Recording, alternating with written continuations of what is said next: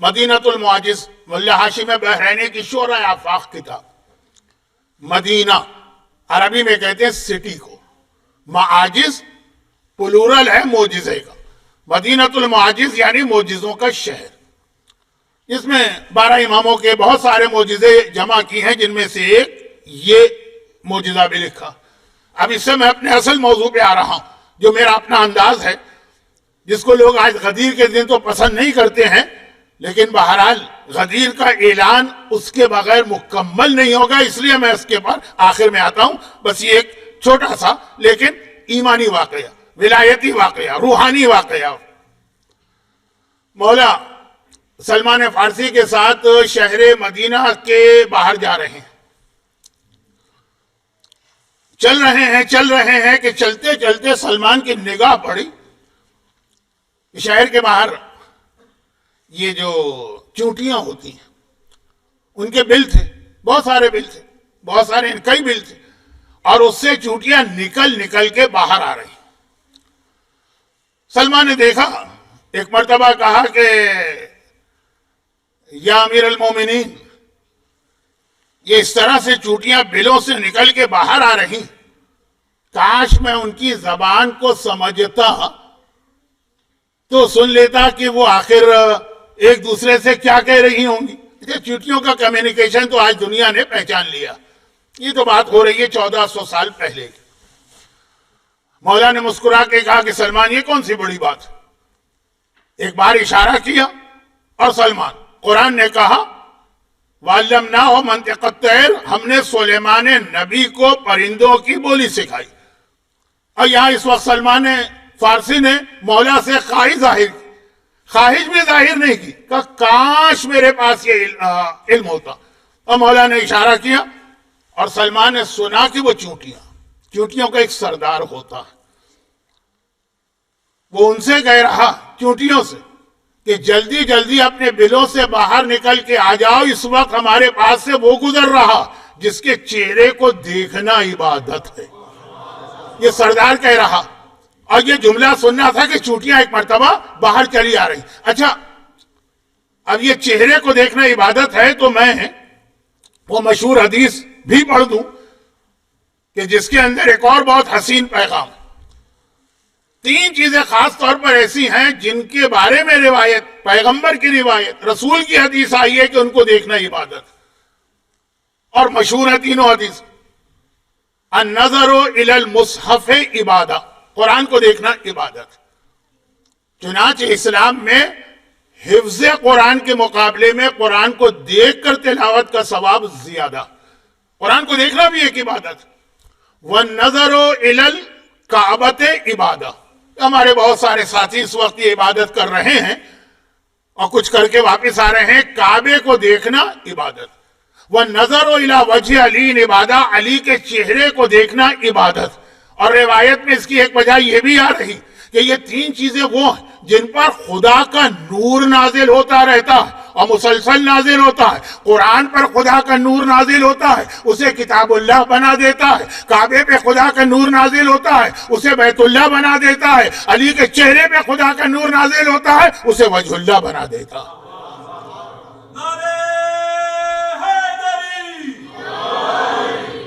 اور اب دیکھیں، بظاہر تو روایت میں یہ 3 چیزیں برابر سے آئیں. ایک ہی لفظ آیا تینوں کو دیکھنا عبادت. ایک ہی لفظ آیا کہ یہ تینوں پہ نور خدا نازل ہوا. ایک کتاب اللہ، ایک بیت اللہ، ایک وجہ اللہ.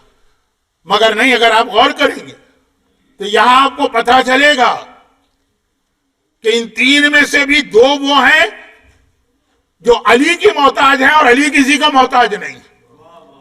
اب یہ جو جملہ میں نے کہہ دیا کعبے کے حوالے سے ہر ایک کو معلوم. کعبہ، ان اول بیت وضع للناس، اللہ نے سب سے پہلا گھر جو دنیا روئے زمین پہ بنایا وہ کعبہ تھا. لیکن جو بنایا گیا قبلے کے طور پہ قبلہ نہیں بنا کعبہ. یہ مجلسوں میں جملہ بہت پڑھا جاتا ہے، لیکن آج ذرا تجدید کر لے دوبارہ اس مزے کی. کعبہ قبلہ ہے لیکن قبلہ بن نہیں رہا، پیشانیاں جھکائی نہیں جا رہی. کیوں؟ قبلے کے لیے اللہ کا ایک طریقہ ہے. جس چیز کو قبلہ بناتا ہے فوراً نہیں بناتا. حضرت آدم کے لیے کہا فَإِذَا سَوَّيْتُهُ، پہلے میں آدم کو پتلا بناؤں گا، پھر وہ قبلہ نہیں بنے گا. وَنَفَخْتُ فِيهِ مِن رُوحِي، پھر جب میں اس میں اپنی روح پھونکوں گا. فَقَعُوا لَهُ سَاجِدِينَ، پھر اس کے آگے سجدہ کرنا. خالی بنا دینے سے قبلہ نہیں بنتا جب تک کہ اس میں روح نہ آ جائے. تو کعبہ بنا تو سب سے پہلے تھا، اور پھر ابراہیم نے تجدید کی، لیکن روح کعبہ نہیں تھی، اس لیے بنا تھا قبلے کے طور پر، استعمال نہیں ہو رہا قبلے کے طور پر. یہ قبلہ کب بنا؟ جب 13 رجب کو علی ابن ابی طالب کی شکل میں روح کعبہ کعبے کے اندر آ گئی. یہ کعبے کے حوالے سے بات. اب آئیے قرآن. یہ جو جملہ میں کہہ رہا ہوں یہ مجھے اگلی تقریر میں عرض کرنا تھا، لیکن آج کی اگلی تقریر کی بات آج آ گئی، آج کی بات اگلی تقریر میں آ جائے گی. اور وہ یہ مباہلے کا میدان. وہاں بھی ایسا نہیں ہوا کہ آج نجران کے عیسائی آئے تو طے ہوا کل مباہلہ کرو. کئی دن تک مناظرہ ہوتا رہا، اور سورہ آل عمران کی آیتوں پہ آیتیں نازل ہوتی رہی، اور پیغمبر جیسا آیتوں کی تلاوت کرنے والا. ایک تو ہم جیسے لوگ ہوتے ہیں جو آیتوں کی تلاوت کرتے ہیں. وہ واقعہ آپ کو یاد ہے نا، شام کے شہر حلب کا واقعہ. ایک صاحب قاری قرآن تھے اور بہت شوق تھا ان کو قرآن کی تلاوت کا. ایک دن یہودی وہاں پہ آیا. یہودی عیسائی اس علاقے میں بہت رہتے ہیں. کہا کہ میں آپ کا شکریہ ادا کرنے آ رہا ہوں. کہا کس چیز کا شکریہ؟ کہا کہ میری بیٹی کو اسلام کا بہت شوق تھا اور مجھے ڈر تھا کہ وہ مسلمان بن جائے گی، لیکن جب آپ روز آپ قرأت قرآن کرتے ہیں، تلاوت کرتے ہیں، تو آپ کی بھونڈی آواز سن کر وہ اتنا ڈر گئی قرآن سے اور اسلام سے کہ اس نے کانوں کو ہاتھ لگایا کہ اب تو مجھے نہ قرآن پڑھنا ہے نہ اسلام سمجھنا. ایک تو ہم جیسے لوگ ہوتے ہیں، اور ایک خود اللہ کا رسول. اس سے بہتر قرآن کی تلاوت کون کرے؟ نجران کے عیسائی سن رہے ہیں، لیکن پیغمبر کی دلیلیں سن کر بھی جزیہ نہیں دے رہے، اور قرآن کی آیتیں سن کے بھی. پھر کیا ہوا؟ جو ابھی آپ سنڈے کو جشن منائیں. اہل بیت کو لے کے ایک مرتبہ پیغمبر مباہلے میں گئے، اور فوراً عیسائیوں نے میدان میں آنے سے پہلے شکست مان لی اور قبول کر لیا جو پیغمبر کی شرطیں تھیں. تو دیکھیے پتا چلا کہ قرآن پیغمبر کی زبان پر بھی ہو تو اکیلا قرآن کافی نہیں ہے. قرآن کو اپنا معجزہ دکھانے کے لیے اہل بیت اور علی کی ضرورت ہوتی ہے. قرآن علی کا محتاج ہے، علی قرآن کے محتاج نہیں ہے. کعبہ علی کا محتاج ہے، علی کعبے کے محتاج نہیں ہے. تو وہ تینوں چیزوں میں علی سب سے افضل ہے. لیکن اس وقت تو چونٹیاں کہہ رہی ہیں باہر نکلو اور وہ دیکھو جس کے چہرے کو دیکھنا عبادت. اور یہاں پہ آپ یاد کیجئے سلیمان نبی کا واقعہ سورہ نمل میں ہے. سورہ نمل کی ایک آیت بہت مشہور ہے. اچھا لیکن اکثر لوگوں کو نہیں معلوم کہ یہ آیت سورہ نمل کی. امن یجیب المضطر اذا دعاہ ویکشف السوء. اس کا واقعہ ہے نا کہ سلیمان نبی جب جا رہے تھے وادی نمل، نمل عربی میں کہتے چونٹی کو، چونٹی کی وادی کے پاس. تو قرآن کہہ رہا کہ چونٹیوں کی سردار کہہ رہی ہے کہ جلدی سے بلوں کے اندر اندر چلے جاؤ. ایسا نہ ہو کہ سلیمان کا لشکر، نبی کا لشکر، معصوم کا لشکر تمہیں روند دے اور کچل دے. ایک وہ تھا سلیمان نبی ہیں اور کتنے عظیم نبی ہیں، مگر چونٹیاں سلیمان کے لشکر کو دیکھ کے بلوں میں جا رہی ہیں. ایک علی ہے کہ جن کی زیارت کے لیے یہ چونٹیاں نکل کے باہر آ رہی ہیں. اب قرآن کا لفظ سنیے فَتَبَسَّمَ ضَاحِكًا. جب سلیمان نبی نے چونٹیوں کے سردار کی یہ بات سنی فَتَبَسَّمَ ضَاحِكًا، مسکرائے، ہنسے اور جھک کے اسے اٹھا لیے. اور ایک عجیب سوال کیا. کبھی آدمی ایسے ہی موڈ میں آ جاتا جیسے اپنے بچے کو اٹھا کے کبھی پوچھتا ہے کہ تم بڑے کہ میں بڑا، تم اونچے کہ میں اونچا. سلیمان نبی نے کہا کہ یہ بتا تو افضل کہ میں افضل. اب دیکھیے چونٹی سے اللہ کا ایسا عظیم نبی یہ سوال کرے، چونٹی کیا جواب دے، مگر بڑا عجیب جواب دی. کہا یا نبی خدا، چھوٹا منہ بڑی بات. کہا میں کہاں آپ کوئی مقابلہ ہی نہیں. لیکن اس وقت ایک بات کہنے کو دل چاہ رہا. یا نبی خدا آپ کو اس وقت کس نے اٹھایا؟ کہا ہوا نے اٹھایا. اور کہا مجھے کس نے اٹھایا؟ کہا کہ میں نے اٹھایا. تو کہا آپ بتائیے وہ افضل ہے جسے ہوا نے اٹھایا ہو، یا وہ افضل ہے کہ جسے نبی نے اٹھایا ہو؟ پتا چل گیا جسے نبی اٹھاتا ہے اگر چونٹی بھی ہو تو اتنی افضل ہو جاتی ہے، تو جو خانہ کعبہ میں دوش رسول پہ کھڑا ہو جائے اس کی فضیلت کا کیا کہنا۔ لیکن صحیح معنوں میں ولایت کسے کہتے ہیں، یہ پیغام تو ابھی واقعے کے آخر میں آ رہا۔ سلمان نبی چوٹیوں کا واقعہ قرآن میں آیا، سلمان فارسی نے اس کی تکرار کا مطالبہ مولا خواہی ظاہر کی، گفتگو سن لی، مولا آگے بڑھے، تھوڑا آگے بڑھے، ایک جگہ ایسی نظر آئی کہ پرندے اڑ رہے ہیں۔ پاکستان میں تو آج کل پتہ نہیں ساری چڑیاں، فاختائیں، کوے، پرندے کہاں غائب ہو گئے، نظر ہی نہیں آتے، لیکن یہاں تو خیر آپ کا مشاہدہ اڑ رہے ہیں۔ وہاں بھی سلمان فارسی جب اتنا ہی کوئی قریب ہوتا ہے تو پھر یہی ناز اور انداز ہوتے ہیں، کہا مولا کاش میں ان پرندوں کی زبان بھی سمجھ لوں۔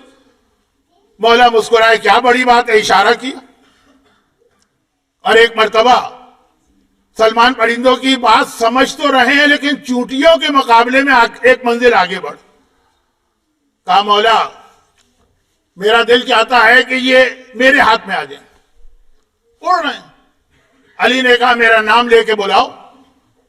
سلمان فارسی نے آسمان کو دیکھا، پرندے کو اشارہ کیا، یا علی کہا اور اشارہ کیا، پرندہ سلمان کے ہاتھ میں آ گیا۔ اب پتہ نہیں سلمان کو کیا سوجی، جیب سے چھری نکالی اور پرندے کی گردن پہ پھیر دی، گردن کٹ کے الگ ہو گئی۔ مولا نے کہا سلمان اب میں تمہیں دکھاؤں، اب یہ کی ولایت، اس کٹے ہوئے سر کو اس باقی جسم سے ملا۔ سلمان نے ملایا، سلمان فارسی نے، اور پرندہ دوبارہ زندہ ہوا اور اڑتا ہوا چلا۔ کلما بہل موتا، مردے کو زندہ کر سکتا ہے صاحب قرآن، لیکن سنیے سلمان فارسی نے کہا مولا ایک مرتبہ پھر اسی پرندے کو بلانے کو دل چاہ رہا ہے، کہا بلاؤ، میرا نام لے لو بس۔ علی کا نام لیا، پرندہ دوبارہ سلمان کے ہاتھ میں آیا۔ سلمان نے کہا مولا پھر میری خواہش ہے اس کو ذبح کروں، کہا ذبح کرو۔ چھری نکالی، دوبارہ گردن پہ پھیری، پھر وہ سارا بدن میں جدائی ہو گئی۔ پھر مولا نے کہا جوڑ دو، جوڑا، علی کا نام لے کے اڑ کر چلا گیا۔ سلمان نے ایک مرتبہ کہا مولا پھر میرا دل چاہتا۔ 70 مرتبہ یہ کتاب میں لکھا ہے کہ اس پرندے کو بلایا جاتا اور ایک بار اس کی گردن پہ چھری پھیری جاتی ہے، سر کٹ کے الگ ہوتا ہے، اور پھر سلمان جسم سے سر کو جوڑتے ہیں، علی کا نام لے کے وہ اڑتا۔ اب پرندے کی زبان تو سمجھ رہے تھے نا، وہ مولا نے جو معجزہ دیا تھا ٹیمپریری۔ سلمان نے کہا کہ اے پرندے یہ بتا جب میں چھری پھیرتا ہوں تجھے تکلیف نہیں ہوتی؟ کہا تکلیف تو ہوتی ہے، جب تیری گردن کٹتی ہے، رگیں کٹتی ہے، کہا درد تو ہوتا ہے، تکلیف تو ہوتی۔ کہا جب تکلیف ہوتی ہے تو چل ایک بار تجھے نہیں پتا، پھر تو پتا چل گیا، بار بار آتا کیوں ہے؟ تو کیا جواب تھا پرندے کا مشہور واقعہ؟ یہی تو کہا کہ اے سلمان مگر یہ بھی تو دیکھ کہ بار بار بلاتا کون ہے، ایسے نام پہ بلایا جا رہا ہے کہ 70 کیا 70,000 مرتبہ بھی چھری چلے تو یہ قربان ہونے کو تیار ہوں۔ یہ ہے ولایت علی کا اصل پیغام۔ تم علی والے ہو داڑھی رکھو، وہ بہت مشکل کام۔ تم علی والے ہو مکس گیدرنگ میں جانا حرام ہے، تعلقات ٹوٹ جائیں گے۔ تم علی والے ہو یہ جو تمہارے پیٹ میں حرام لقمے جا رہے ہیں کا کیا کریں، اس کے بغیر بچے نہیں مانگتے۔ میں آپ کے بچوں کی بات نہیں کر رہا جو ابھی اس کمپٹیشن میں حصہ لے رہے تھے، لیکن آپ کو صاحبان ایمان میں کتنے ہی ایسے ملیں گے، یہ برگر، وہ پیزا، وہ فلاں چیز، وہ فلاں چیز۔ اور یہ تو بات ہو گئی کھانے پینے کی، لیکن مال حرام جو این امپورٹنٹ فتویٰ اور آغا سیستانی یہاں آ کے مجھے جوڑنا تھا، آج وقت نہیں ہے، میں پہلے سے معذرت کر چکا ہوں کیونکہ مجھے اندازہ تھا۔ ایک مرتبہ ڈسکو، ڈانس، گانا، والدین کی توہین، بھائیوں سے رشتہ توڑ کے ایگو جو ہے ویسٹرن کنٹریز میں ہماری بہت بڑی کر دی جاتی، آدمی کسی کی بات سننے کو تیار نہیں۔ اور نیکسٹ اسٹیج مجھے تو وہ نظر آ رہا ہے جو یورپ اور امریکہ میں کہ روزانہ علماء پہ سو ہوا کریں گے کہ انہوں نے مجلس میں ایسی بات پڑھی جو ہماری توہین بن گئی۔ یہ سو ہوتے ہیں۔ اب بہت بڑی ایک انڈسٹری ہے وہاں پہ لائرز کی، کہتے ہیں آپ کو کچھ نہیں دینا ہے، جب آپ کو پیسے ہم دلوا دیں گے پھر اتنا پرسنٹ آپ کا، اتنا پرسنٹ ہمارا۔ اب گناہوں کا ایک سلسلہ ہے، اس وقت نہیں، رات غدیر کے دن۔ یعنی خلاصہ یہ ہے کہ دین پہ عمل کرنا آج 21 سینچری میں بہت مشکل ہے۔ وہ پرندہ کہتا ہے علی کے نام پہ بلاؤ تو میں 70,000 مرتبہ بھی گردن کٹانے کو تیار ہوں۔ اس نام میں وہ حلاوت ہے، وہ لذت ہے، وہ مزہ ہے کہ اس کی خاطر آدمی اپنے گلے پہ چھری چلوانے کو تیار۔ اور ہم غدیر خم میں جن کے لیے خاص ولایت کا پیغام آیا اور یہ بھی نہیں سمجھنے کو تیار کہ ولایت کہتے کسے۔